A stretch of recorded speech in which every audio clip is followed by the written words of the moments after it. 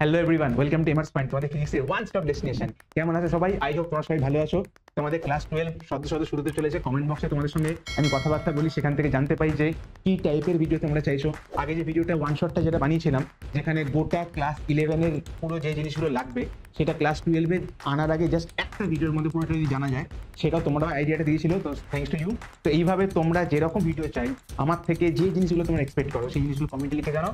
আমি প্রত্যেকটা কমেন্ট পড়ি, তোমরা যারা কমেন্ট করো খুব ভালো করে জানো যে আমি প্রত্যেকটা কমেন্ট পড়ি, প্রত্যেকটা কমেন্টে রেসপন্ড দিই। তো তোমরা তোমাদের যা যা জিনিসপত্রগুলো রয়েছে, জানার রয়েছে বা আমার থেকে চাও, তোমরা সেগুলো কমেন্ট সেকশনে জানাতে পারো। এই গেল কথা। আর আমাদের ফ্যামিলি খুব তাড়াতাড়ি 3K ফ্যামিলি হতে চলেছে। তো তাড়াতাড়ি তোমরা যদি চ্যানেলে প্রথম আসে তাহলে প্লিজ চ্যানেলটাকে সাবস্ক্রাইব করো, এবং তোমরা যারা এই চ্যানেলে রেগুলারলি আসো তারা প্লিজ তোমার বন্ধু বান্ধবের শেয়ার করো।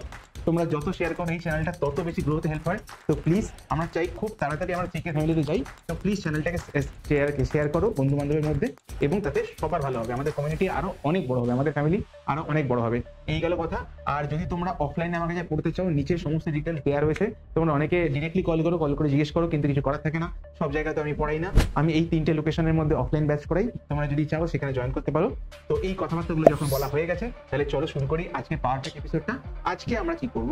আজকে আমরা ইলেকট্রোস্ট্যাটিক্স এর ফার্স্ট চ্যাপ্টারটা থেকে একদম গোড়া থেকে শুরু করব। ঠিক আছে? আমরা জানি প্রথম চ্যাপ্টারটা কি, স্থির তড়িতের প্রাথমিক ঘটনাবলী, ফান্ডামেন্টালস অফ ইলেকট্রোস্ট্যাটিক্স।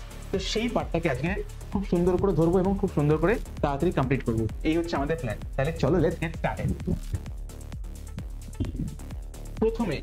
প্রথমেই যেটা বলা সেটা হচ্ছে চার্জ। চার্জ জিনিসটা কি? দেখো, চার্জের ডেফিনেশন বলছে electric charge is an physical property of matter that causes it to experience force when placed in an electromagnetic field। ওরে বাপরে, এটা খুব বড় এবং খুব একটু জটিল মনে শোনাচ্ছে। দেখি বাংলাটা পড়ে দেখি। যে ভৌত ধর্মের জন্য কোনো বস্তুকে তড়িৎ চৌম্বক ক্ষেত্রে রাখলে বস্তুটি বল অনুভব করে, তাকে তড়িৎ আধান বলে। এই জিনিসটার মানে কি? প্রথম কথা হচ্ছে ক্ষেত্র। ক্ষেত্র জিনিসটা কি? এই তড়িৎ ক্ষেত্র বা ইলেকট্রিক ফিল্ড সম্বন্ধে তোমরা তো অন ফিউচার তো ভালোভাবে পড়বেই, এই চ্যাপ্টারের মধ্যেই পড়ে। বাট তোমাদেরকে একটুখানি আমি যেটা বলে দিই সেটা হচ্ছে, মনে করো তোমার গ্র্যাভিটেশন যখন পড়েছিলে, সেখানে দেখেছিলে যে একটা যদি মাস থাকে, একটা যদি ভর থাকে, তার আশেপাশের একটা বিস্তীর্ণ জায়গার মধ্যে দিয়ে যদি অন্য কোনো মাস, অন্য কোনো ভরের যদি বস্তু যদি এসে পড়ে, তাহলে সে একটা ফোর্স এক্সপিরিয়েন্স করে। ঠিক? তো তাহলে এই যে অঞ্চলটা, যার মধ্যে কেউ ঢুকে পড়লে ফোর্স একটা এক্সপিরিয়েন্স করবে, সেইটাকে বলে হচ্ছে ফিল্ড, সেইটাকে বলে ক্ষেত্র। তো তেমনি যে ধর্মের জন্য কোনো বস্তু যদি একটা তড়িৎচুম্বক ক্ষেত্র, একটা ইলেকট্রনিক ফিল্ডের মধ্যে রাখি, সে একটা ফোর্স এক্সপিরিয়েন্স করে, সেই প্রপার্টিকে, সেই ধর্মকে বলে চার্জ। ঠিক? আই হোপ এটা বুঝতে পেরেছো। ওকে, চলো ডাইমেনশন। ডাইমেনশনটা কি? দেখো, তোমরা কারেন্ট ইলেকট্রিসিটি যখন পড়বে, তখন সেখানে গিয়ে দেখতে হবে যে কারেন্ট মানে হচ্ছে, যেখানে কারেন্ট মানে হচ্ছে rate of flow of charge. ঠিক আছে? যে চার্জ বা আধানের পরিবর্তনের হার। ঠিক আছে? তো সেখান থেকে দেখো আই ইকুয়াল টু আমি পাচ্ছি কিউ বাই টি। তাহলে এই ফর্মুলাটাকে এইভাবে লিখতে পারি, Q equal to I T. তাহলে দেখো চার্জ বা আধান, তার একটা ফর্মুলা পেয়ে গেলাম, Q equal to I into T. ঠিক আছে? তাহলে এবার এখান থেকে আমি এটা ডাইমেনশন বা মাত্রাটা বার করতে পারবো। দেখো, আই আই হচ্ছে কি? আই হচ্ছে কারেন্ট। ঠিক আছে? কিন্তু আমরা এতদিন অব্দি যাদের যাদের ডাইমেনশন অ্যানালিসিস করেছি, সেগুলো কি? সেগুলো সব এম, এল আর টি, এই তিনটে ফান্ডামেন্টাল কোয়ান্টিটি দিয়ে, মূল রাশি দিয়ে আমরা বিবেচনা করেছি। কিন্তু কারেন্ট সেই এই এম, এল আর টি দিয়ে বিবেচনা করা যায় না। তাই কারেন্টের জন্য একটা আলাদা করে আমাকে একটা নতুন ডাইমেনশন তৈরি করতে হবে। তো তাই জন্য কারেন্টের জন্য, কারেন্টের ইউনিট হচ্ছে, কারেন্টের একক হচ্ছে অ্যাম্পিয়ার। তো তাই জন্য আমরা কারেন্টের ডাইমেনশনকে এ দিয়ে ডিনোট করি। তাহলে বুঝতে পারছো এখানে কি লিখতে পারি? ডাইমেনশনটা আই এর জন্য এ আর এটার জন্য টি। কিউ ইকুয়াল টু আই এর জন্য এ, টি এর জন্য ক্যাপিটাল টি। তাহলে হয়ে গেল ডাইমেনশনাল অ্যানালিসিস। এবারে করব ইউনিট। দুটো ইউনিট সিস্টেম হয়, একটা সিজিএস, একটা এসআই। এসআই ইউনিট কি? দেখো, যে কোনো ডোমেনে যে সায়েন্টিস্ট সব থেকে বেশি অবদান দেয়, সেই ডোমেনে তার নাম অনুযায়ী কিন্তু পুরো জিনিসটার ইউনিট সিস্টেম কাজ করে। যেমন ফোর্সের সব থেকে বেশি কাজ করেছে নিউটন, তাই জন্য দেখো ফোর্সের ইউনিটই হচ্ছে নিউটন। সেই রকম ভাবে চার্জের উপর সব থেকে বেশি কাজ করেছেন সায়েন্টিস্ট কুলম্ব, তো তাই জন্য এর এসআই ইউনিট হচ্ছে কুলম্ব। ওকে, দেখো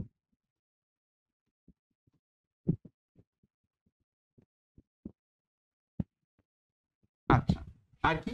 আর হচ্ছে সিজিএস ইউনিট। সিজিএস ইউনিট কি? ESU unit. ইএসইউ মানে হচ্ছে ইলেকট্রোস্ট্যাটিক ইউনিট, স্থির তড়িৎ ইউনিট। ঠিক আছে? তো সেটা হচ্ছে সিজিএস ইউনিট। এদের দুজনের মধ্যে ইউনিট কনভার্সন করতে গেলে এদের দুইয়ের মধ্যে ফর্মুলা কি, রিলেশন কি, 1 coulomb equal to 3 into 10⁹ ESU। এই গেল এদের মধ্যে কনভার্সন। খুব কম এরকম অঙ্ক থাকে যেখানে আমাকে সিজিএস থেকে এসআই তো কনভার্ট করতে হয়, most of the problem SI দিয়েই থাকবে, ঠিক আছে। বাট তবুও যদি কিছু পুরনো টাইপের কোয়েশ্চেন চলে আসে সেখানে কিন্তু ইএসইউ তে কোয়েশ্চেন থাকে, ঠিক আছে, সেটা দেখে নিও। ওকে চল, তাহলে চার্জের এই বেসিক্সটা জানা হয়ে গেল। এবার চার্জের কয়েকটা প্রপার্টি সম্বন্ধে জানি, যে চার্জ কি, চার্জ কিভাবে কাজ করে, চার্জের সম্বন্ধে জানতে গেলে কি কি জিনিস জানতে হয়, ওর ফিচার গুলো কি কি। তার মধ্যে প্রথম ফিচার হচ্ছে একটা ফান্ডামেন্টাল বা মৌলিক। ঠিক, মৌলিক মানে কি, একদম বেসিক। মানে তুমি একটা অবজেক্ট নিলে, সেটাকে ভাঙলে ভাঙতে ভাঙতে ভাঙতে একদম যখন শেষ যে জিনিসটা পড়ে থাকবে তার মধ্যেও যদি সেই প্রপার্টিটা যদি বজায় থাকে যেটা গোটা পার্টিকেলটার মধ্যে ছিল, তাহলে সেটাকে বলে ফান্ডামেন্টাল প্রপার্টি।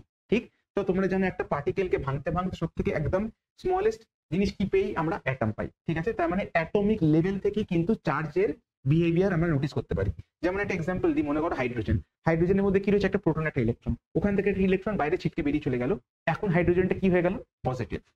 ঠিক, তাহলে এমনি যদি 1 লিটার হাইড্রোজেন নিই, প্রত্যেকটা থেকে কিন্তু একটা করে ইলেকট্রন বাইরে বেরিয়ে যাবে, তাহলে কি পড়ে থাকবে, হাইড্রোজেন গ্যাস পড়ে থাকবে, এবং প্রত্যেকটা কিন্তু চার্জ হাইড্রোজেন গ্যাস পড়ে থাকবে। ঠিক, তার মানে বুঝতে পারলে যে ফান্ডামেন্টাল প্রপার্টি মানে একদম বেসিক, একদম অ্যাটমিক লেভেলে যে প্রপার্টিটা কাজ করে সেটা। তাহলে এটা গেল ফান্ডামেন্টাল।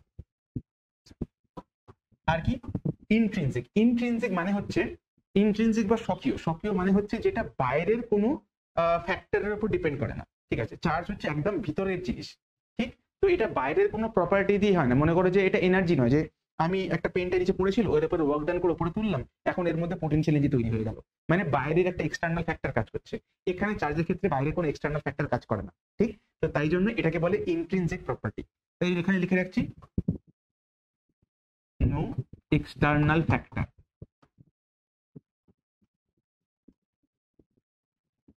কোনো বাহ্যিক কোনো গুরুত্ব নেই। আচ্ছা, বাহ্যিক কোনো জিনিসের গুরুত্ব নেই। টাইপস অফ চার্জেস, ঠিক আছে। চার্জ কত রকমের হয়, চার্জ মূলত দু রকমের হয়, একটা হচ্ছে পজিটিভ, একটা হচ্ছে নেগেটিভ। তো আর পজিটিভ আর নেগেটিভ যদি ইকুয়াল অ্যামাউন্টে থাকে তখন তাকে বলে হচ্ছে নিউট্রাল বা নিস্তড়িত। এই দুটো যদি একসাথে থাকে তখন তাকে বলে হচ্ছে নিউট্রাল বা নিস্তড়িত। ওকে, এরপরে কি অ্যাডিটিভ প্রপার্টি। অ্যাডিটিভ প্রপার্টি মানে কি, অ্যাডিটিভ প্রপার্টি মানে হচ্ছে যখন দুটো চার্জকে একসাথে আমি ক্লাব করি তখন কি হবে, ওই দুটো চার্জকে অ্যাড করা যায়। আর একদম কোনো ভেক্টর রুল নয়, একদম স্কেলার। চার্জ হচ্ছে একটা স্কেলার কোয়ান্টিটি, তাই ওটাকে একদম স্কেলার ভাবে অ্যাড করা যায়। যেমন মনে করো যে একটা অবজেক্ট রয়েছে, তার চার্জ হচ্ছে 5 কুলম্ব, তার মধ্যে যদি আরো 2 কুলম্ব চার্জ যদি বাইরে থেকে দিই, এখন এটা হয়ে যাবে 7 কুলম্ব। ঠিক, এতটাই সোজা। অ্যাডিটিভ প্রপার্টি মানে বীজগাণিতিক প্রপার্টি। এখান থেকে যদি আমি আবার মনে করো 1 কুলম্ব চার্জ যদি আমি নিয়ে নিই, তাহলে এটা হয়ে যাবে 6 কুলম্ব চার্জ। ঠিক, তার মানে বুঝতে পারছো যে অ্যাড করা যায়, সাবট্রাক্ট করা যায়, যোগ বিয়োগ করা যায়, এই রকম ভাবে জিনিসপত্রগুলো করা যায়। জিনিসটা জানবে। আচ্ছা, থার্ড হচ্ছে কনজারভেশন। কনজারভেশন মানে দেখো, পৃথিবীতে টোটাল যে অ্যামাউন্ট অফ চার্জ রয়েছে সেটা হচ্ছে ফিক্সড।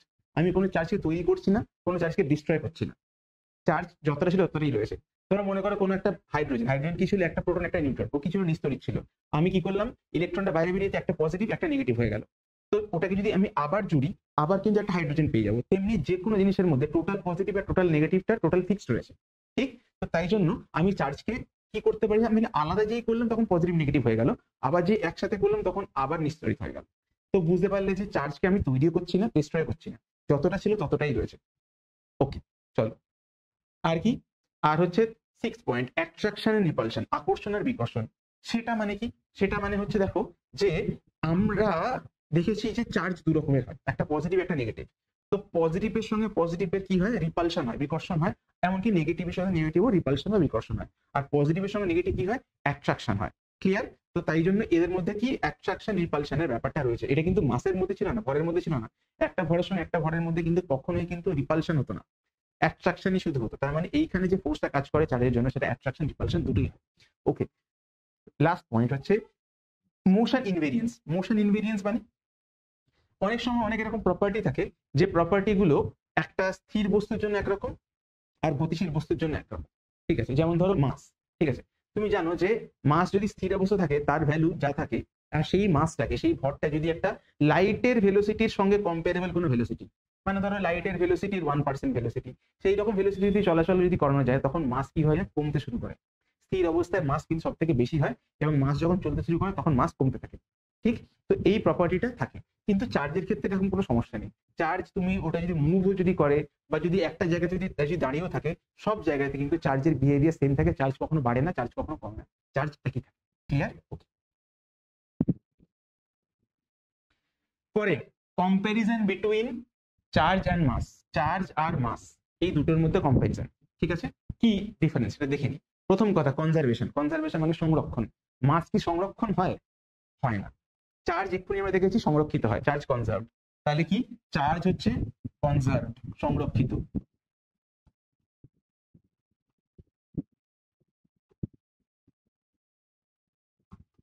কিন্তু মাস, মাস কি কনজার্ভ হয়? তোমরা জানো ছোটবেলাতে স্টুডেন্ট ছিলে যে মাসটা, টোটাল মাস, আমি মাস ডিস্ট্রয় করতে পারি না, মাস তৈরি করতে পারি না, তো টোটাল মাস যা থাকে সেটা ফিক্স থাকে। আবার পরে পড়েছিলে যে এনার্জি, এনার্জি কি হয়? Energy cannot be created, cannot be destroyed, cannot be only can be transfer from one form to another form. একটা রূপ থেকে অন্য রূপে ট্রান্সফার করা যায়। তারপরে আমরা দুটোকে একসাথে ক্লাব করলাম, ক্লাব করে বললাম মাস আর এনার্জি টোটালটা ফিক্সড। তার মানে মাস থেকে এনার্জি আর এনার্জি থেকে মাসে কনভার্ট করা যায়। এটা আইনস্টাইন দেখিয়েছিলেন থিওরি অফ রিলেটিভিটি, ওখানে E = mc স্কয়ার ফর্মুলা। সেখানে দেখিয়েছিলেন কি, যে মাস আর এনার্জি এটা হচ্ছে একে অপরের মধ্যে কনভার্টেবল।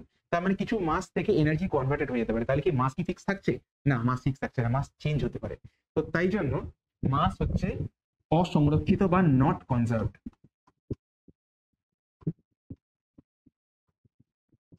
ওকে, তারপরে আছে টাইপ। দেখো, চার্জ হয় পজিটিভ আর হয় নেগেটিভ, কিন্তু মাসের ক্ষেত্রে পজিটিভ নেগেটিভ বলে কিছু হয় না, তাই এটা নট অ্যাপ্লিকেবল। আচ্ছা, এবারে এক্সিস্টেন্স।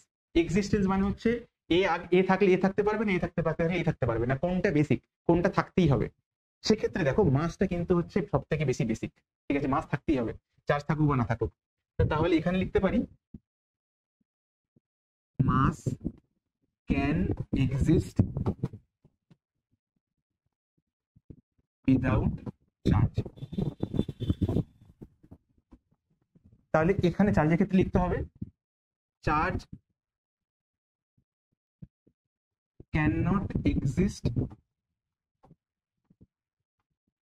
উইদাউট। ক্লিয়ার? ওকে। তারপর রেডিয়েশন। রেডিয়েশন মানে কি? রেডিয়েশন মানে হচ্ছে, রেডিয়েশন মানে একটা জায়গার মানে বিকিরণ বলতে পারো বাংলায়। ঠিক আছে, তো সেটা কি জিনিস? সেটা হচ্ছে ধরো যদি একটা মাস এক জায়গা থেকে অন্য জায়গায় যদি ট্রাভেল করে, তার জন্য কিন্তু ও কোনো রেডিয়েশন বাইরে থেকে কিন্তু ছড়ায় না। কিন্তু চার্জ কি করে? চার্জ এক জায়গা থেকে অন্য জায়গায় যখন যাচ্ছে, সে অবভিয়াসলি একটা ইলেকট্রোম্যাগনেটিক ফিল্ডের মধ্যে রয়েছে। এক জায়গা থেকে যখন অন্য জায়গায় যাচ্ছে, সে কিন্তু কিছুটা এনার্জি রেডিয়েট করে, কিছুটা এনার্জি ও বিকিরিত করে। একটা এক্সাম্পল দেখো, যে যখন একটা হায়ার স্টেট থেকে ইলেকট্রন লোয়ার স্টেটে এখন আসছে, তো তখন যেমন কিছুটা এনার্জি যেমন কি করে রিলিজ করে, কিভাবে রিলিজ করে? রেডিয়েশনের মাধ্যমে রিলিজ করে, বিকিরণের মাধ্যমে রিলিজ করে। কিভাবে? ওই একই পদ্ধতিতে। তার মানে দেখো, চার্জ যখন একটা স্টেট থেকে অন্য স্টেটে যখন যাচ্ছে, তাহলে কিন্তু রেডিয়েশন করছে, কিন্তু মাস এরকম কিচ্ছু করে না। ঠিক, তাহলে রেডিয়েশন হচ্ছে, চার্জের ক্ষেত্রে রেডিয়েশন আছে, কিন্তু মাসের ক্ষেত্রে অ্যাজ সাচ কোনো রেডিয়েশন নেই। আচ্ছা, ইউনিট টাইপ। ইউনিট কি? ইউনিটটা হচ্ছে এখানে চার্জের ক্ষেত্রে ইউনিট হচ্ছে কুলম্ব, আর হচ্ছে ইএসইউ, আর এখানে কি কেজি আর গ্রাম। আর মোশনাল ইনভেরিয়েন্স। মোশনাল ইনভেরিয়েন্স মানে হচ্ছে যে একটু আগে যেটা বলছিলাম, যে চার্জ যদি তুমি মুভিংও হয় বা যদি রেস্টেও থাকে, দুটো সব ক্ষেত্রে কিন্তু এটা খুব একটা ম্যাটার করে না। তার মানে মোশনাল ইনভেরিয়েন্স মানে হচ্ছে যে এখানে চার্জের ক্ষেত্রে কিন্তু নট অ্যাপ্লিকেবল, প্রযোজ্য নয়। কিন্তু মাসের ক্ষেত্রে, মাসের ক্ষেত্রে একটা ফর্মুলা রয়েছে, খুব famous formula, M equal to M naught root over 1 minus V square by C square. তার মানে একটা পার্টিকেল যদি খুব হাই ভেলোসিটিতে যদি ছোটে, তাহলে দেখো এই ভিটা তাহলে বড় হবে, ভিটা যদি বড় হয় তাহলে দেখো এমটা ছোট হবে। এম নটটা কি? এম নটটাকে বলে রেস্ট মাস।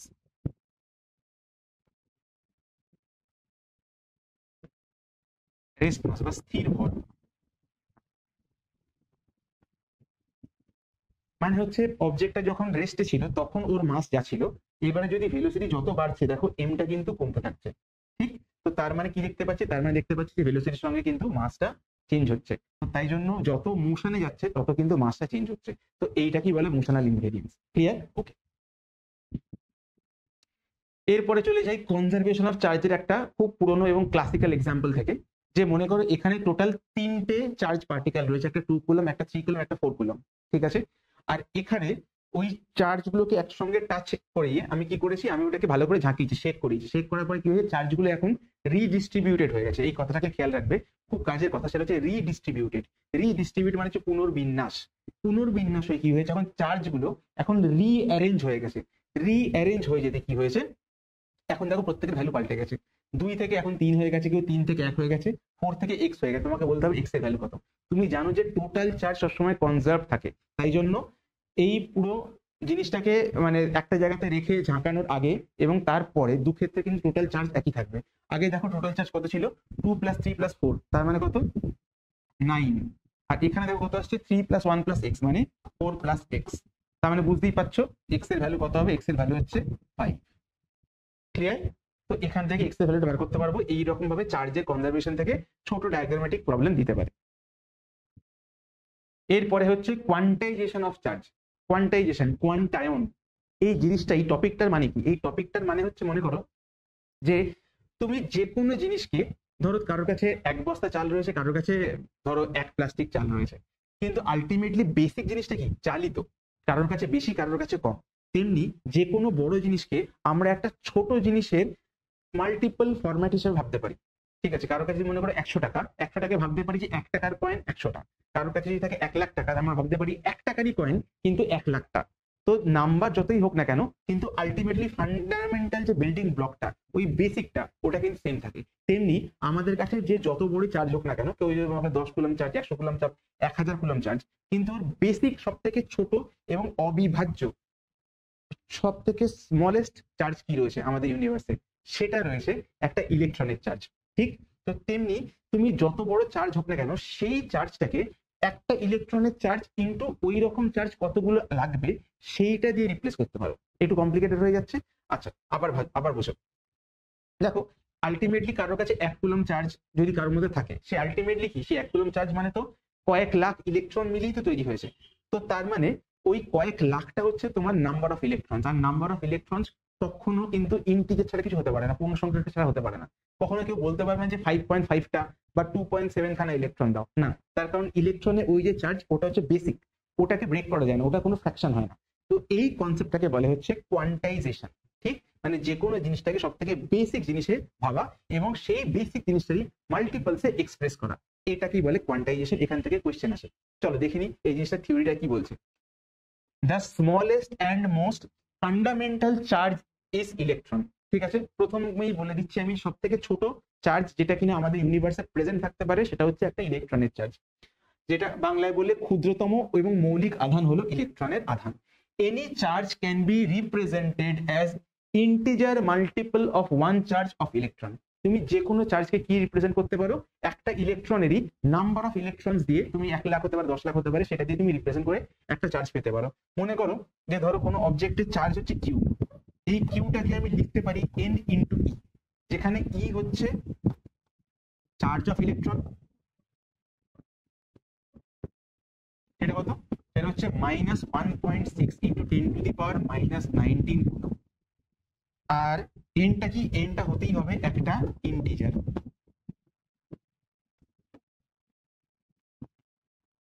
পূর্ণ সংখ্যা। ক্লিয়ার? তাহলে কিউ ইকুয়াল টু এনই,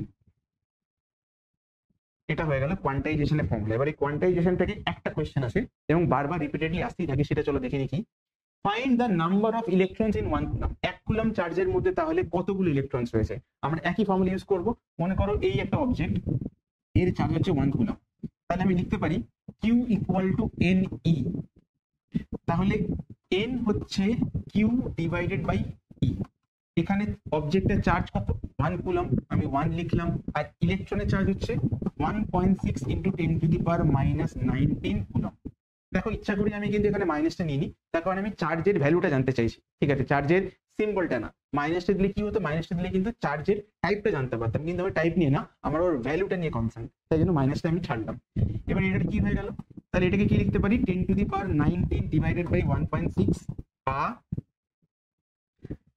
10/1.6 ইন্টু 10⁻18, এটাকে মুখে মুখে করবো তাহলে এটা কি হয়ে যাবে, পয়েন্টে উঠে গেলে উপরে 100 হয়ে যাবে, 100/16। আচ্ছা এক জায়গা দিয়ে করে নি, এটা হয়ে যাবে 4, এটা হয়ে যাবে 25, তাহলে 4/25 কি হয়, 4/25 কি হয়,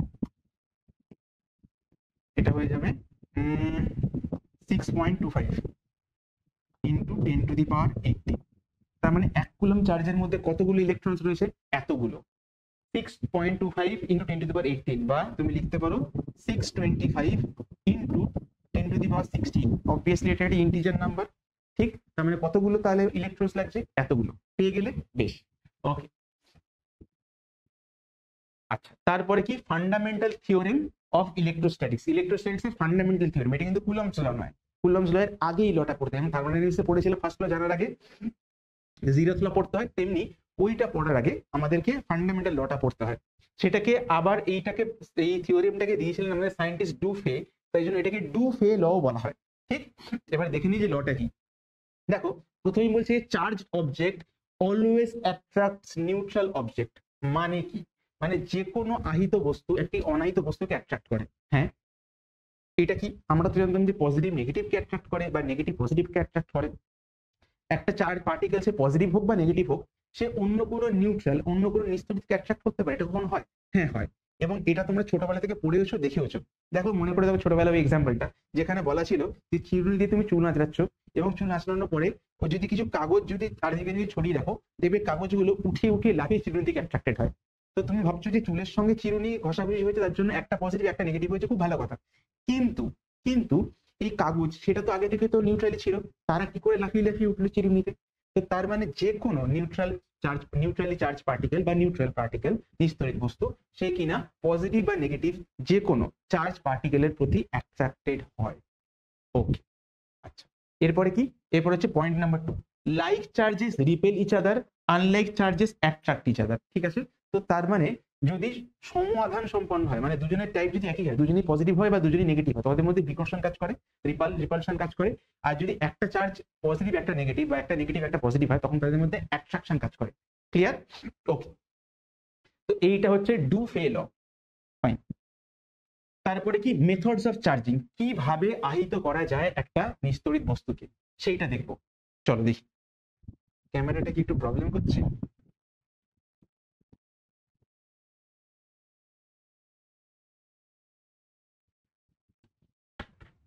ওকে, তাহলে মেথডস অফ চার্জিং, চার্জিং কত রকমের হয়? চার্জিং মেথডস 3 রকমের হয়। একটাকে বলে কন্ডাকশন বা পরিবহন,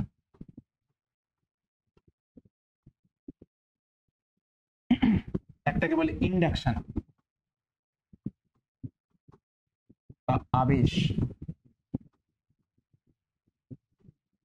আর একটাকে বলে ফ্রিকশন।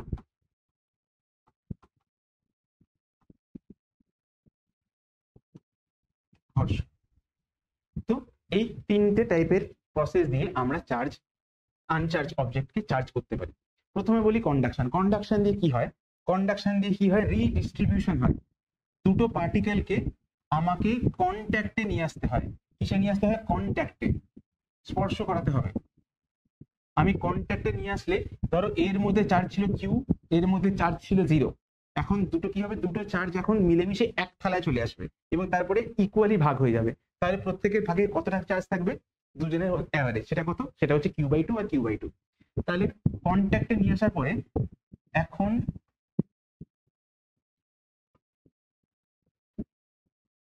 চার্জ থাকবে Q/2 আর Q/2, এইভাবে ভাগ হয়ে যাবে। Q/2টা কি করে পেয়েছি? Q plus 0 divide by 2 equal to Q/2, এইভাবে পেয়েছি। ক্লিয়ার? ওকে। পরেরটা হচ্ছে ইন্ডাকশন। ইন্ডাকশন কি জিনিস আমাকে বুঝতে হবে, ইন্ডাকশনটা কি জিনিস। ইন্ডাকশন মানে কিন্তু এখানে কোনো ফিজিক্যাল কন্ট্যাক্টের দরকার নেই, ঠিক? এখানে কি দরকার, ধরো একটা আমি চার্জ বল নিলাম, এটা ধরো পজিটিভ, এর পাশে একটা আনচার্জ বল রাখলাম, ঠিক? আনচার্জ বল মানে, এবার আনচার্জ মানে কি, আনচার্জ মানে কিন্তু, আনচার্জ মানে যার মধ্যে পজিটিভ এবং নেগেটিভ দুটোই সমান পরিমাণে রয়েছে, তাই জন্য এটা আনচার্জ। এক মিনিট।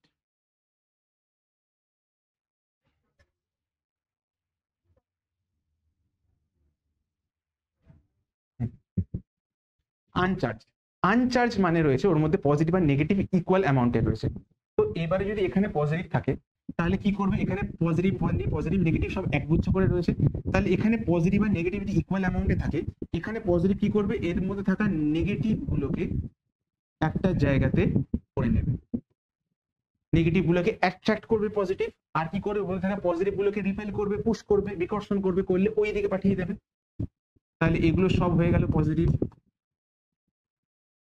তার মানে দেখো যে এ এখানে দাঁড়িয়ে থেকেই উইদাউট মেকিং এনি কন্ট্যাক্ট ওর মধ্যে একটা অবজেক্টের মধ্যে চার্জটাকে রিডিস্ট্রিবিউট করলো।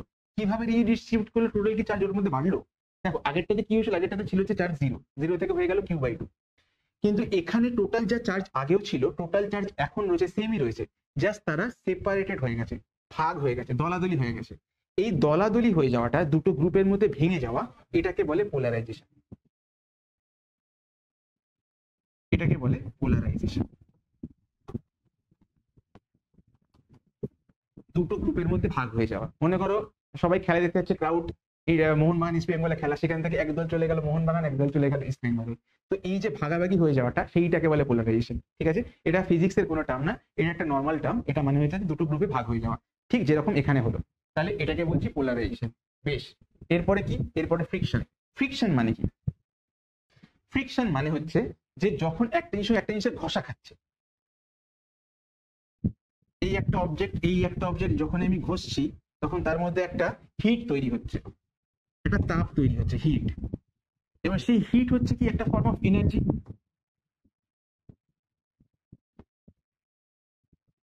আর তোমরা তো জানোই ইলেকট্রনের ক্যারেক্টার কি, যেখানে এনার্জি পাবে ও তখন কি হয়ে যাবে, হায়ার স্টেটে চলে যাবে। যদি হায়ার স্টেট না থাকে তখন কি করে, অরবিট থেকে বেরিয়ে যাবে, বেরিয়ে গিয়ে অন্য কোথাও চলে যাবে। তাহলে তখন কি হয়ে যাবে, তখন ও নেগেটিভ হয়ে যাবে, আর সেই ইলেকট্রনটা পজিটিভ হয়ে যাবে। আর ওই ইলেকট্রনটা যদি কেউ যদি অ্যাকসেপ্ট করে তখন কি হয়ে যাবে, সে নেগেটিভ হয়ে যাবে। তখন একটা পজিটিভ একটা নেগেটিভ হয়ে গেল, ব্যাস হয়ে গেল তোমাদের মধ্যে কি চার্জ হয়ে গেল। তাহলে তাহলে এইখান থেকে যদি একটা ইলেকট্রন এখান থেকে এইখানে চলে যায়, তাহলে এটা হয়ে গেল নেগেটিভ, এটা হয়ে গেল পজিটিভ, ব্যাস দুটো অবজেক্ট চার্জ হয়ে গেল। কিন্তু ওই দুটোকে যদি আমি একসঙ্গে আবার যদি রিকম্বাইন করি তাহলে কিন্তু আবার কিন্তু হয়ে যেতে পারে। তবে ফ্রিকশনে জেনারেলি কি হয়, ইলেকট্রন একবার যখন ট্রান্সফার হয়ে যায় ও লোয়ার স্টেটে তত তাড়াতাড়ি আসে না, বা তো তাই জন্য ফ্রিকশন মানে তখন ওই দুটোকে একসঙ্গে টিকিয়ে রাখলেও কিন্তু ওরা চার্জই থাকে। তো কন্ডাকশনে যেরকম হয় সেটা কিন্তু ফ্রিকশনে হয় না। তো এই তিনটে প্রসেসের মধ্যে কি হয়, চার্জ এক জায়গা থেকে অন্য জায়গায় ট্রান্সফার হয়। ক্লিয়ার? তারপর দেখো আমরা একটা জিনিস দেখলাম যে একটা অবজেক্টকে যদি ঘষা করি তাহলে কেউ পজিটিভ হয় কেউ নেগেটিভ হয়, কিন্তু দুটো যে কোনো র্যান্ডম অবজেক্টকে ঘষলে কে পজিটিভ কে নেগেটিভ কি করে বুঝবো? তার জন্য একটা সিরিজ রয়েছে, তার জন্য একটা টেবিল রয়েছে।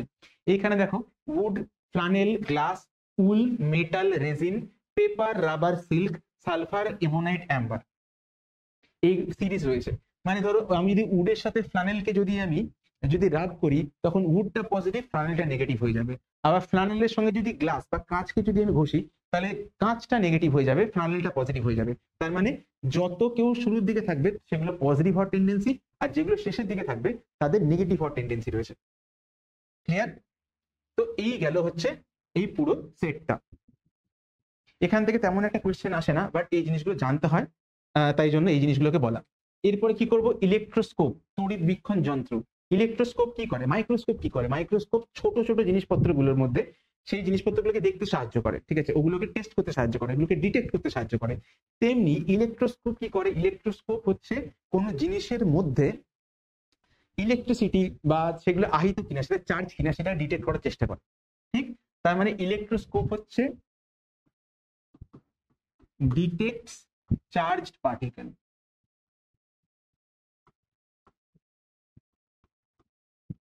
বা আহিত বস্তু শনাক্তকরণ, আহিত বস্তু শনাক্তকরণ। ক্লিয়ার? তো এই জিনিসটা করে। সেটার দুটো মেকানিজম হয় বা দুটো অবজেক্ট হয় বা দুটো মেজারিং ডিভাইস হয়, একটা হচ্ছে গোল্ড লিফ ইলেকট্রোস্কোপ আর একটা হচ্ছে পিথ বল ইলেকট্রোস্কোপ। এর মেকানিজমটা খুব ইন্টারেস্টিং, খুব তাড়াতাড়ি তোমাদেরকে বলে দিই। যে ধরো একটা চার্জ পার্টিকেল নিয়ে আসলাম, চার্জ পার্টিকেল মানে ধরো একটা আহিত বস্তু, এটা ধরো একটা পজিটিভলি চার্জ পার্টিকেল, একটা দণ্ড নিয়ে এসছি আমি পজিটিভ। এটা যখনই এর মাথাতে একটা কি রয়েছে, একটা মেটাল একটা লিড রয়েছে, একটা ঢাকনা রয়েছে, সেখান থেকে একটা ভিতর দিয়ে রড গেছে এবং রড গিয়ে দুটো পাতার মতো হয়ে গেছে। মানে মনে করো একটা জায়গাতে ঢাকনা, ঢাকনা থেকে একটা রড বেরোলো, রডের তলায় দুটো এইরকম পাতা, এইরকম দুটো পাতা লাগানো রয়েছে। এবার যখন কি হবে, এর মধ্যে যখন ঠেকাবো, ঠেকালে চার্জটা এর মধ্যে চলে আসবে। যেই চার্জটা এর মধ্যে চলে আসবে, এই দুটো গোল্ড লিফ বা স্বর্ণপত্র, দুটো পাতা সেই পাতার মধ্যে চলে আসবে। এবার কি হয়ে যাবে, দুটোই তখন পজিটিভ হয়ে গেল। মানে এখন এই চার্জটা এখানে গেছে বলে এটাও পজিটিভ, এটাও পজিটিভ। এখন এই দুটো পজিটিভের মধ্যে কি হবে, দুটো পজিটিভের মধ্যে রিপালশন হবে, বিকর্ষণ হবে। তাহলে কি হবে, পাতা দুটো ধীরে ধীরে একে অপরের থেকে দূরে চলে যাবে বা পাতাগুলো আরো খুলে যাবে। যখনই খুলে যাবে তার মানে বুঝতে হবে যে যে পার্টিকেলটা ঠেকানো হয়েছিল ওর সাথে, ওটা কি ছিল, ওটা চার্জ পার্টিকেল ছিল। যদি পজিটিভের জায়গায় যদি নেগেটিভও যদি হতো তাহলেও একই কাণ্ড হতো। তাহলে কি হতো, নেগেটিভ চার্জটা এই দুটো পাতার মধ্যে ছড়িয়ে পড়তে হয়, ছড়িয়ে পড়লে কি হতো, ধীরে ধীরে ধীরে পাতা দুটো খুলে যেত। এক্স্যাক্টলি। তো তাতে কি বুঝতে পারতাম। আর এখানে কি, এখানে একটা কাঁটা দেওয়া রয়েছে, এখানে ধরো একখানা স্কেল দেওয়া রয়েছে, যে যতটা দূরে চলে যাবে তার মানে তত বেশি চার্জ ওখানে এসেছে, তাই জন্য তত বেশি বিকর্ষণ হয়েছে। ক্লিয়ার? ওকে। তো তাহলে এটা কি হয়ে গেল, এটা হয়ে গেল গোল্ড লিফ ইলেকট্রোস্কোপ। তারপরে রয়েছে পিথ বল। পিথ বলের কাছে একটা চার্জ পার্টিকেল নিয়ে গেলাম, ধরো একটা রড নিয়ে গেলাম, চার্জ রড, এটাও পজিটিভ। তো পিথ বলটা কি, পিথ বলটা কি রয়েছে, পিথ বলটা অবভিয়াসলি আনচার্জ রয়েছে, নিস্তড়িত রয়েছে। সে এখানে একটা পজিটিভলি চার্জ পার্টিকেল রয়েছে, তাহলে কি হবে, তাহলে অ্যাট্রাক্টেড ফিল করবে। কেন? কারণ আমরা এক্ষুনি ডুফেল হতে দেখেছি যে একটা নিস্তড়িত অবজেক্ট কি করে, একটা চার্জ অবজেক্টের প্রতি অ্যাট্রাক্টেড হয়। তাহলে বলটা এখন কোন দিকে আসবে, বলটা এখন আসবে এই দিকে। প্রথমবার কি হবে, এই দিকে আসবে। এই দিকে আসলে কি হয়ে যাবে, এর সাথে কন্ট্যাক্ট হবে। যেই কন্ট্যাক্ট হবে তখন কি হবে, এক্স্যাক্টলি চার্জ রিডিস্ট্রিবিউটেড হবে, পুনর্বিন্যাস হবে। এখান থেকে কিছুটা চার্জ এর মধ্যে চলে আসবে, তখন এ পজিটিভ হবে আর তার সঙ্গে এটাও পজিটিভ হয়ে যাবে। ক্লিয়ার? কারণ দুজনে পজিটিভ, নিস্তড়িত আর চার্জ পার্টিকেল দুজনে এখন পজিটিভ হয়ে যাবে। পজিটিভ হয়ে গেলে কি এখন আর এর কাছে থাকবে না, থাকবে না। কেন? তার কারণ এও পজিটিভ এও পজিটিভ। তাহলে কি হয়ে যাবে, পিথ বলটা আবার আগের থেকেও দূরে চলে যাবে। এখন পিথ বলটা এখান থেকে মনে করো এই জায়গায় চলে যাবে, এখান থেকে এখানে, তারপরে এখান থেকে একদম বাইরের দিকে চলে যাবে। ক্লিয়ার? বেশ। এরপরে কি পড়বো, এরপরে পড়বো ইলেকট্রিক স্ক্রিন। ইলেকট্রিক স্ক্রিন বা ইলেকট্রিক শিল্ড বলতে পারো। তড়িৎ পর্দা।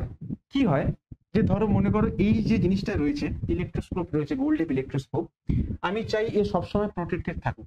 এর আশেপাশে চার্জ পার্টিকেল যদি আমি নিয়ে যাই তাহলে কি হতে, বারবার এটা অ্যাক্টিভেট হতে থাকবে, তাহলে এই জিনিসটাকে আমি প্রিজার্ভ করতে পারবো না।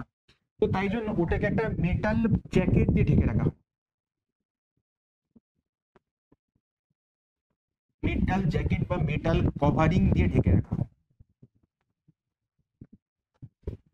কভারিং দিয়ে ঢেকে রাখলে কি হয়ে যাবে, ধরো মনে করো এর কাছে আমি একটা চার্জ পার্টিকেল নিয়ে গেলাম,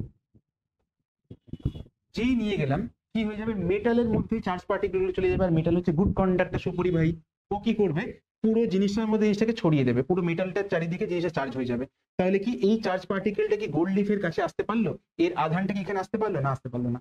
তার আগে এই যে মেটাল জ্যাকেটটা ওর পুরো চার্জটাকে অ্যাবজর্ব করে চারদিকে ছড়িয়ে ফেললো। তাতে কি হয়ে গেল, তাতে যতটাই চার্জ থাকুক না কেন পুরোটা চারিদিকে ইভেন্টলি ছড়িয়ে গেছে। তাহলে কিন্তু চার্জটা আর গোল্ড লিফের কাছে আসতে পারলো না, কারণ ওই চার্জটা পুরো জায়গাতে ছড়িয়ে গেছে এবং অল্প অল্প অল্প অল্প করে চারদিকে ছড়িয়েছে। একটা জায়গাতে বেশি আসলে তখন কিন্তু এর কাছে প্রবলেম হয়ে যেত। কিন্তু এইভাবেই পুরো জিনিসটাকে ডিজাইন করা। তার মানে বুঝলে, পর্দা দিয়ে কি করা, যেমন আড়াল করা হয়, তেমনি এইখানে এই শিল্ড দিয়ে বা কভারিং দিয়ে কি হয়ে গেল, যদি ভিতরে কোনো সেন্সিটিভ যদি কোনো ডিভাইস থাকে, যদি সেন্সিটিভ ইকুইপমেন্ট থাকে, সেই ইকুইপমেন্টকে বাইরের চার্জ থেকে আমি আলাদা করতে পারবো। এটাই হলো কনসেপ্ট। ওকে। এরপরে কি, এরপরে আমরা পড়বো, এখান থেকে একটা 2 নম্বরের কোয়েশ্চেন আগে আসতো খুব, এখন তো এমসিকিউ ফরম্যাট, বাট স্টিল এই টপিকটাকে জেনে রাখাটা খুব দরকার। সেটা হচ্ছে বজ্রপাত, লাইটনিং, থান্ডারস্টর্ম। কি হয় সেটা তোমরা জানো, যে মেঘ কি করে, ক্লাউড কি করে তৈরি হয়, সূর্য থেকে আলো মাটিতে এলো, জলের উপরে পড়লো, জলগুলো ভেপারাইজড হয়ে গেল, ঠিক আছে, ছোট ছোট ভেপারে কনভার্টেড হয়ে গেল, বাষ্পে কনভার্টেড হয়ে গেল। তারপরে কি, তারপরে চারিদিকে ডাস্ট পার্টিকেল, ধূলিকণাগুলোকে অ্যাট্রাক্ট করলো। যেহেতু ভেপারের ডেন্সিটি খুব কম, ঘনত্ব খুব কম, তাই জন্য কি হয়ে যাবে, হালকা হবে, হালকা হয়ে ধীরে ধীরে ধীরে ধীরে উপরে উঠতে থাকবে। যেই উপরে যাবে সেখানে গিয়ে কি হবে, যেই উপরে যাবে সেখানে গিয়ে একটা অদ্ভুত ঘটনা হবে, যে সেখানে তখন ক্লাউডের সঙ্গে ক্লাউডের বারবার ফ্রিকশন হবে। ফ্রিকশন হয়ে যাওয়ার জন্য তখন ওটা চার্জ হয়ে যাবে। চার্জ হয়ে গেলে অবভিয়াসলি জানেন একজনকে পজিটিভ হতে হবে, একজনকে নেগেটিভ হতে হবে। তো সেই জন্য এই যে ক্লাউডটা দেখতে পাচ্ছ, এই ক্লাউডটার নিচের পার্টটা হয়ে যায় নেগেটিভ,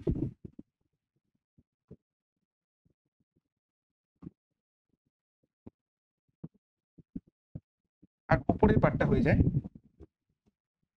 পজিটিভ।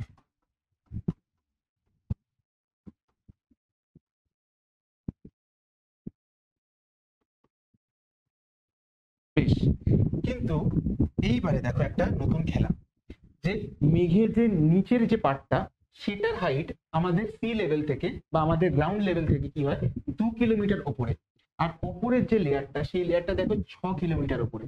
এবার এই পজিটিভের সঙ্গে নেগেটিভের মধ্যে এই যে অ্যাট্রাকশন, তার জন্য কি একটা ফ্ল্যাশ তৈরি হয়। কি ফ্ল্যাশ?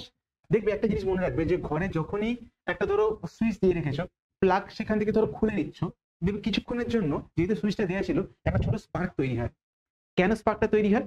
যে তার কারণ দুটো খুব কাছাকাছি রাখা জিনিস, যার মধ্যে একটা ভোল্টেজ রয়েছে, ভোল্টেজ ডিফারেন্স রয়েছে, সেখান থেকে মাঝখানে ও কোনো কন্ডাক্টর পাচ্ছে না, তাই এয়ারের মধ্যে দিয়ে যাওয়ার চেষ্টা করছে। এয়ার কিন্তু ন্যাচারালি কিন্তু তড়িতের উপরিবাহী, ব্যাড কন্ডাক্টর, কিন্তু হাই ভোল্টেজের মধ্যে রাখলে ও ব্রেকডাউন হয়ে যায়। ব্রেকডাউন হয়ে গিয়ে কিছুটা পরিমাণ তড়িৎ ও পরিবহন করতে চায়। তো তাই জন্য তার মধ্যে একটা ফ্ল্যাশ দেখা যায়, একটা এলোমেলো লাইন দেখা যায়, যেখান থেকে সামহাউ সার্কিটটা কমপ্লিট করতে চাইছে, যেখান থেকে সামহাউ পজিটিভ থেকে নেগেটিভের মধ্যে চলে যেতে চাইছে, ঠিক, বা পজিটিভ থেকে কোনো নিউট্রাল অবজেক্টের মধ্যে চলে যেতে চাইছে। এই জিনিসটা হয়ে গেল এটা। তো এবারে ভেবে দেখো যে এটা পজিটিভ, এটা নেগেটিভ, ক্লিয়ার? তো এবার এর মধ্যে আবার মনে করো এটা নেগেটিভ, এটা গ্রাউন্ড। তো নেগেটিভ থেকে গ্রাউন্ডের মধ্যে ডিস্টেন্সটা কিন্তু খুব ছোট, মাত্র 2 কিলোমিটার। তাহলে ওখান থেকে যে এক্সেস চার্জটা যদি মাটিতে ফিরে আসতে চায় তখন কি করবে? তখন এয়ারকেই ও ভেঙে ফেলবে, ভেঙে ফেলে কি করবে? ব্রেকডাউন হবে, ব্রেকডাউন হয়ে কি হয়ে যাবে? ওপর থেকে নিচে অব্দি আসার চেষ্টা করবে। এই যে ঘটনাটা ঘটলো, এই ঘটনাটাকেই বলে হচ্ছে ব্রেকডাউন। এবং এটার জন্য কি হয়ে গেল, আকাশের অনেক উপর, মানে প্রায় 2 কিলোমিটার উপর থেকে নিচে অব্দি একটা বড় স্পার্ক তৈরি হবে। সেই স্পার্কটা কি করবে? ওই 2 কিলোমিটার থেকে মাটিতে আসতে চাইবে। এই যে ঘটনাটা, এই ঘটনাটাকেই বলা হচ্ছে বজ্রপাত। আর এখানে আরেকটা যেটা বলে রাখি, সেটা হচ্ছে যে এই যে মাঝখানে যে লেভেলটা, এটা 2 কিলোমিটার উপরে, এবং আমাদের যে গ্রাউন্ডটা, তার মধ্যে ভোল্টেজ ডিফারেন্স হয় 10⁸ ভোল্ট। আমাদের যে সুইচ গুলো দেখতে পাই, সকেট গুলো যার মধ্যে প্লাগ বুঝি, তার মধ্যে ভোল্টেজ মাত্র 220 ভোল্টেজ, আর এখানে ভোল্টেজ ডিফারেন্স দেখো 10⁸। আমি জানিও না এটাকে কোটিতে এক্সপ্রেস করলে কত হবে, জানি হয়তো 10 কোটি হয়তো হবে। তাহলে ভেবে দেখো তো এত হাই ভোল্টেজ জেনারেট হয়েছে সেখান থেকে, তাই জন্য 2 কিলোমিটার দূর থেকেও তাই জন্য সেখান থেকে একটা ফ্ল্যাশ অকার করছে। এটা কি বলে? বজ্রপাত। ক্লিয়ার? তারপরে লাইটনিং অ্যারেস্টার। দেখো অ্যারেস্ট, অ্যারেস্ট করা মানে কি? অ্যারেস্ট মানে আটক করে রাখা, গ্রেপ্তার করে রাখা, ওই কোথাও একটা ধরে রাখা, কন্টেন করে রাখা, তাকে ছড়াতে না দেওয়া, সবারকে মধ্যে মিলেতে না যেতে দেওয়া, তাকে একটা জায়গাতে আবদ্ধ করে রাখা, সেটার নামই অ্যারেস্ট। তো লাইটনিংকে আমি অ্যারেস্ট করার চেষ্টা করছি কিভাবে, চলো দেখে নিই। ধরো মনে করো আমি একটা বিল্ডিং কন্ট্রাক্টর, আমি একটা 10 তলা লম্বা বাড়ি তৈরি করেছি। এবার সেখানে আমাকে ভেবে রাখতে হবে যে ওখানে যদি বাজ পড়ে তাহলে কিন্তু খুব তাড়াতাড়ি ওই পুরো বিল্ডিংটাই ধ্বংস হয়ে যাবে। বিল্ডিংটা ধ্বংস হয়ে গেলে ওখানে যারা যারা থাকতো তারা যদি কিছু প্রাণহানি হয়ে যাবে, ক্ষতিপূরণ দিতে হবে, সেটা একটা কথা। কিন্তু তোমার যে পুরো ইনভেস্টমেন্টটা সেটাই পুরো নষ্ট হয়ে গেল। কেন? কারণ ওর মধ্যে বিদ্যুৎ চমকেছে, বিদ্যুৎ পড়ে বাজ পড়ে জিনিসটাকে নষ্ট হয়ে গেছে। তো তুমি এটা থেকে বাঁচার জন্য তুমি কি করবে? তার জন্য একটা ক্লেভার উপায় রয়েছে, যে লাইটনিং বা বাজ যদি পড়ে তাকে মাটি অব্দি যাওয়ার জন্য একটা রাস্তা করে দিতে হয়। দেখবে সব থেকে উঁচু জায়গাগুলোতেই বাজ পড়ে, বড় গাছ হোক বা বড় বিল্ডিং হোক সেখানে। তো সেখান থেকে বাঁচার জন্য একটা খুব ক্লেভার উপায় হচ্ছে যে ঠিক বিল্ডিংটার যে মেইন পিলারটা তার মাঝামাঝি বরাবর একটা মোটা কপার রড, সেইটাকে একদম ওপর থেকে একদম নিচ অব্দি, মাটির অনেকটা ভিতর অব্দি সেটাকে ঢুকিয়ে দেওয়া হয়। তাতে কি হয়? তাতে কি হয় যে ওপরে যে সূচি মুখগুলো থাকে, সূচি মুখ মানে যে ছোট ছোট পয়েন্টেড এজেস গুলো থাকে, সেখানে যখন লাইটনিং এসে পড়বে ও লাইটনিংটাকে অ্যাট্রাক্ট করবে। যেই লাইটনিং এসে পড়বে ও কি করবে? ওই জায়গা থেকে একদম গ্রাউন্ড অব্দি যাওয়ার একটা সুন্দর ব্যবস্থা করে দেবে কপার বার। কারণ copper is a good conductor. তাই জন্য ওই যে যে এক্সেস যে চার্জটা, সেই চার্জটা কিন্তু বালি সিমেন্টের মধ্যে দিয়ে ছড়িয়ে পড়বে না, বাড়িটাকে নষ্ট করবে না। ওই লাইটনিং অ্যারেস্টার, ওই যে রডটা, ওই রডটা দিয়ে সোজা গ্রাউন্ডে চলে যাবে। এইভাবে কাজ করে লাইটনিং অ্যারেস্টার। এবং এটা দিয়ে কি হয় যে বিল্ডিংটার লঞ্জিভিটিটাকে, স্থায়িত্বটাকে অনেকটা বাড়ানো যায়। ওকে, আই হোপ বুঝতে পেরেছো। এরপরে হচ্ছে আর্থিং বা গ্রাউন্ডিং। সেটা কি জিনিস?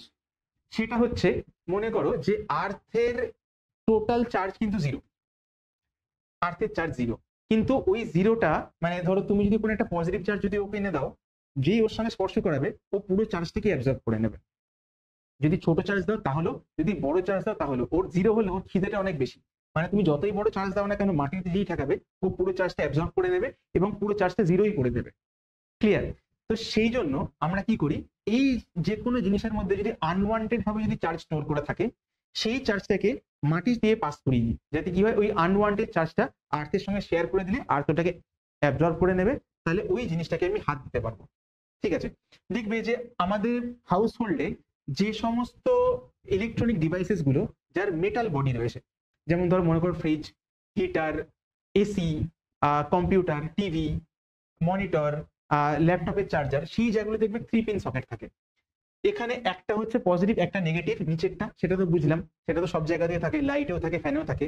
কিন্তু এই যে উপরের দিকে থার্ড যে সকেট পিনটা, ওই পিনটা কি করে, ওই পিনটা হচ্ছে গ্রাউন্ডিং এর পিন। মনে করো ধরো তুমি একটা ল্যাপটপ রেখেছো, সেই ল্যাপটপটা হয়তো মনে করো ভিতরে কোনো একটা তার ফল্ট করে হয়তো সম্ভব টাচ করে গেছে মেটাল বডিটার সাথে, ল্যাপটপের মেটাল বডিটার সাথে, তাহলে কি মেটাল বডিটা শর্ট হয়ে গেল। তাহলে এটাকে যখন তুমি কোলে নেবে বা যখন টাচ করতে যাবে তুমি একটা শক খাবে।